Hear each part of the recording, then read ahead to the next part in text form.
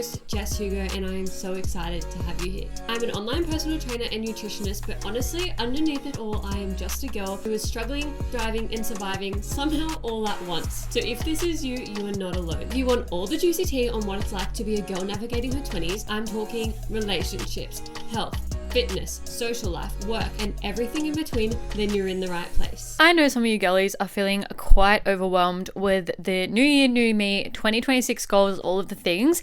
And I know I did a 40-minute episode dedicated to really getting into the nitty-gritty of like how I'm actually going to set my goals for the 2026 for the new year, how I'm actually going to like break it down into pillars to just make everything make sense. I know I did that, but I equally know that sometimes we just need a little last minute get your shit together. Like literally this is going live December 31st, bitch.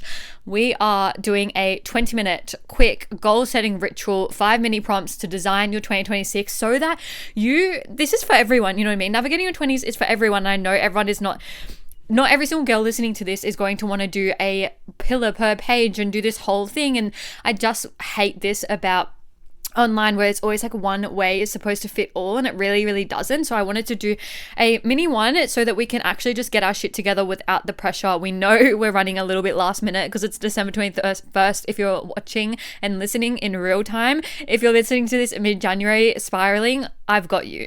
So I just put so much pressure on myself to have the perfect goals, the perfect planner, the perfect routine. I'd go out and buy all the paper calendars. I would try to do online templates. Honestly, I am not an online, I can't do online. I do my calendar online and that is it. I cannot do anything else online.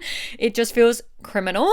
I need to be a paper girl. But then when you're out and you don't have your paper on you, you almost get stitched up and you're like, oh my God. And I just felt like so overwhelmed by all of it. So I'd need all this perfection and then I would burn it down by February. So this year I'm doing it differently. And I thought instead of us all doing this crazy thing, let's just do a small little things. Because if you haven't set your goals yet, that's okay. Take a breath. You're not behind. We're human. And sometimes the last minute goals are the best ones yet. So that's what we're going to do together. Bite size. It's not about productivity. It's just really about intention going in, how we want our 2026 to feel and potentially look like. But it's not just going to be written down to be ticked off. We're really going in on like routines, leveling up, all of the things. What I wanted to do quickly though is just a little reflection on my own vision board. A bit of like, I want you to do this as well. If you created a vision board last year, if you had goals last year that you wrote out, what did you achieve and what didn't you achieve? I just feel like sometimes it's really great to see where things went and recognize that sometimes some might need a shift into 2026, which is absolutely okay. But sometimes things kind of become like a misaligned. So I actually have mine up in front of me because it is my lock screen, of course. Okay, this year I decided I'm going to go all in and really just try to get the best physique I have had. I kind of decided that at the start of the year, but then I didn't really action it till the back end of the year. So go back to my deficit episode. I have been doing that. She was on there, tick. I'm still working on it. So that might flow into 2026 as well, which is actually okay. Also, the podcast. If you go back to dates, I actually dropped the podcast in January, but I don't think I told anyone about it till the end of Feb or maybe the start of March. So it's always been 1 year of the podcast secretly because I uploaded early, but I had on here podcast, tick. Melbourne. We did it. We went to the road trip. If you want to hear all about it, go back to the episode, but we road tripped to Melbourne. Tick. Reading. Oh gosh, I made my reading goal 70. At the time of recording this, I'm at like 48. Really bad. Really, really bad. I think last year I managed to get 65. So I was like, I'm going to increase it to 70. It's not been okay. I'm a thriller girly, not to go on a tangent, but I'm a thriller girly. And I feel like I've read so many at this point and like romance in the industry gets hyped and there's so many more books in romance and it's so much more accessible than thrillers. Like Kindle Unlimited, full of romances. Bookstores, full of romances. Romance authors, tenfold to thrillers. Even my favorite thriller authors, like their thrillers come out every few years, like a new book from them every few years. And I'm like, girl, I need material. I need something to read. So this year I've been trying to read other books, but they've just been boring. They've not been my vibe. They've not been my favorite authors. And I feel like that's definitely contributed to my not reading goal success, if you will. But I think as well, that's like why we actually need to be really specific with our goals and figure out how we're almost going to do it and create a bit of a rough plan. Because like, I didn't really have a plan. I just said 70 books and I know it's not, that deep. It's literally just reading. But I didn't have a plan, so then I didn't know what books I was going to read, and that's how it kind of like spiraled out of control. And now I'm 18 books behind, and I'm like, I'm not catching up, I don't think. Anyway, so I want to take that into the next year anyway. I just love reading. Such a great time to get off your phone, detach from everything, and just get in. But I truly do feel like you need a good book for that, and I can't do romance. So I can't do fantasy. I'm really a thriller girly. So really just finding some more books going into the year, adding to my to be read list on Storygraph before we actually go into 2026 would be how I'd actually do that. So maybe if I add that onto my board for 2026, which I'll make a whole episode and break down for you what I've actually decided to do in the end. But if I decide to add reading, I'm thinking that I will make a bit more of a plan. Camping didn't happen. I don't really want to go camping as such. I'm not much of a camping girl, but my partner was like, I'm going to get a rooftop tent. We're going to go places. He didn't even get a rooftop tent, so he ruined my goal. I just had a photo of a camping situation, but like I just wanted to travel and go on adventures. So I feel like I sort of did that because I went to Melbourne. We did the road trip. We obviously didn't like stay in the car or like camp. We had Airbnbs and whatever, but that's still, I don't know. I probably wouldn't put that anymore. And this is a great reason. This is, why I'm doing this, right? I'm saying this and doing this because it's actually okay to feel unaligned maybe, or like less care factor around certain things that you actually put down. Like it doesn't need to be that deep. It doesn't need to be committing to every single thing that's on here. Next, I have a plane, which I went to the retreat. I originally just had the plane for like, am I going to go to Perth? Am I going to go to Melbourne? I don't know. But then we road tripped, but I went to Queensland anyway on the solo trip to the retreat. So slay ticked. I put a Perth one. We obviously didn't go to Perth. That's actually fine though. I mean, I literally was thinking the other day, I could book to Perth like right now, but it just almost like, I feel like I don't care that much. You know what I mean? I was like, I'm kind of fine right now. So I want to like maybe leave it for like when I really want to go. And I just don't know where 2026 is going to take me. So not sure if I'm going to hold her over, but I'm also not mad about not ticking her off. I know this all sounds so positive so far, but I have things that I haven't achieved that I wanted to. So trust me, I'm a human too. So I have one here of like a particular thing for business that I wanted to run this year, but it did not come to fruition. I actually, to be completely honest, did not even try to make it come to fruition. I still want to do it, but I haven't actually done much to action it, but I'm feeling like 2026 I will be.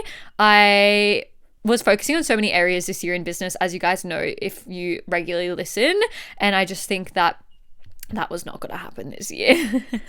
And there was one more thing on there about hitting a certain amount of followers, which I honestly, my follower count has been the same the whole year. So that did not happen. But I also equally like don't really care enough at the end of the day. Like I care like to grow it, of course, but I don't actually care enough because I've come to realize this year that like my business grew how much and my followers is the exact same. Like followers doesn't equal business necessarily, and I'm not an influencer. I'm running a business. Of course, I always want to have more followers so I can help more women and more people can see my stuff. But like you're probably listening to this and you probably don't even follow me on Instagram. So like it doesn't need to be that deep as well. And like I just don't think I would carry that into the new year. I feel like that was on my old vision board and I like carried it across, but now that I think about it, I just don't think I actually care that much. It's more the point of like helping as many women as possible. It doesn't actually need to be like a follow. Anyway, I'm gonna move right along because I just think that we don't need to care that much about it. We need to set your goals, but at the same time, I just feel like you can outgrow things. Growth also means outgrowing goals and like feeling misaligned with those goals, and it's actually okay. So doing a bit of that reflection piece and just remembering that it's like not everything's going to feel aligned, not everything has to happen, like it can get pushed, and that's like what I am going to be thinking about going into this. So grab your notes app, pull up your favorite piece of paper if you're at home, if you're driving, start keeping this mental notes. Seriously, get a back of a receipt. If you're not driving, no driving and texting. Think it in your head. But if you're at home and you're like, fuck, where's a piece of paper? Back a receipt. I don't know. I don't care. It doesn't need to be aesthetic right now. We're just going to jot things down and we're just going to go key points across the pillars. So I broke down all the pillars in the other episode, but here's the pillars: lifestyle, body and health, work and business, travel / experiences, relationships and connection, and most importantly, mindset and personal growth. So really rapid fire. I'm going to give you some prompts and we're going to do it together. So Each pillar has a question and a reflection. Lifestyle. How do I want my days to feel in 2026? What do I want that to look like? Do I want to roll out of bed, feel lethargic and bloated? Fuck no. We're not going in with that energy. I want to feel 10 out of 10 in my body. I want to wake up. I want to make my bed. I want to open the windows, let the fresh air in. I want to have a clean space. I'm sick of waking up with my clothes all over the ground. I'm going to work out first thing in the morning so I can get all my energy into that and really pour into me before I go to work and pour into everything else. And then on the back of that, what habit or routine would make my life flow easier? Would it be going to the gym in the morning? If you feel like you're exhausted by the end of the day and you're so tired and you feel like you can't do anything and you can't go to the gym and you haven't ticked off anything by the end of the day because work's been so chaotic, obviously your life's not flowing easy that way. So we need to put that at the start of the day. We need to wake up a little bit earlier. Is 2026 going to look like you being an early person, an early bird, a morning gal? I don't know. Body and health. How do I want to feel in my body this year? And it's not just weight loss related. It's, as I was just saying, are you going to be waking up every day feeling really, really bloated and uncomfortable in your body? Are you going to be waking up every day hating the mundane shit? Romanticize your life, guys. I talk up my raisin toast. I'm like, yes, I'm so excited for my raisin toast, my pre-workout raisin toast. I'm talking to all my clients about my fucking raisin toast. I'm actually insane about this raisin toast, but equally, like, life is so boring if you're not just having fun with the little things. And I think you guys need to remember that, like, you have the power to romanticize anything. Even like little things, like things can be so frustrating. Sometimes my dog just like licks at her paws and it pisses me the fuck off, but I love the bitch. I love the bitch. And I will just come up and like cuddle the fuck out of her and romanticize her ridiculousness. You know what I mean? Like, it's really going in of like, I don't want to be feeling like I'm holding on to every single thing. I want to let things go. I feel like that is almost like what I want to bring into 2026, of just being like a bit more chill and a bit more calm and not careless, but take things less personal, which is a very, very hard to do, especially in business, but it's something that I definitely need to do. And then on the back of that, what's one simple thing I can do daily to support that? Is it, as I said, waking up a bit earlier, doing a gym session in the morning, or starting the morning with movement, whether that's a stretching, whether that's a yoga at home, Pilates at home, whether that's going to the gym, whether that's a walk around the block, whether that's responding to emails on your walking pad. Like, what does that look like for you? What does that actually show up as? Because I don't want to make you wrong for needing to work at the same time, but instead of just sitting in bed scrolling or sitting in bed responding to those emails, how can we like multitask and get you on the walking pad or something like that? Next, work and business. I was going to say, how did I skip one? What do I want to be known for in work and business by the end of 2026? Are you potentially going to finish your degree and look at starting up a side hustle? Are you looking at different industries that light you up? Are you wanting to turn your hobbies and passion into work? Like, what is 2026 looking like, and what do you want to be known for? Like, I don't want to like reveal my secrets, but there is something that I want to do next year, and I want to be like known for that. Right now, even I'm known for toned and trendy. Girls come to me and they're using the words toned and trendy. They know, they're like, I want to be a part of toned and trendy. Tell me more about toned. Like, they know about toned and trendy. What do you want to be known for by the end of 2026? Do you want to be known for being the most elite admin that they have? Do you want to be known for being the go-getter who's going to go get that promotion, who gets internal promotions? Like, what do you want to be known as? And then what's one bold move I've been avoiding? Even me, I just called myself out of it. I avoided that goal because I felt like it was quite big and quite scary. Even though I know I really want to do it, I just know that logistically it's going to be a lot, and there's just so much that goes into it, and it feels scary. But it's bold as fuck, and I've been avoiding it, so I need to do it. So what is a bold move that you've been avoiding this year? That's the reflection point of where do you want to end? Whatever you're feeling held back on is what you actually want to work on. I hope that makes sense. Next, travels and experiences. Even though I tried to skip to this one before, what's something I want to experience this year that would make me proud I said yes? Make me excited that I said yes. Made me not have no regrets going into it. Like, what's something I really want to see this year? Is it the fucking Eiffel Tower? Is it the fucking whitest sand in Australia? Is it, you know, that, I don't even know what it's called, but I always see it on TikTok, that like pink river, that pink beach. Like, what is that fucking cool fuck yeah thing that you want to see this year that you can actually make happen? Because don't be like writing it down if you know that like you're going for a promotion and this year's go, go, go, go, and then you're not going to have any time off anyway, like then you're just going to feel disappointed. So what actually feels like achievable for you this year in terms of travel and experiences? Sometimes we do need to step back. I said this, I kind of wanted to go international, but then I was like, I haven't even gone interstate in some places, and now my passport's expired. But anyway, so I was like, I don't need to go from 0 to 100. How about I just go like to 50 and go to places around here and stuff like that, experience that, enjoy that, and then I can go to those places. And it's like, we don't need to do everything now.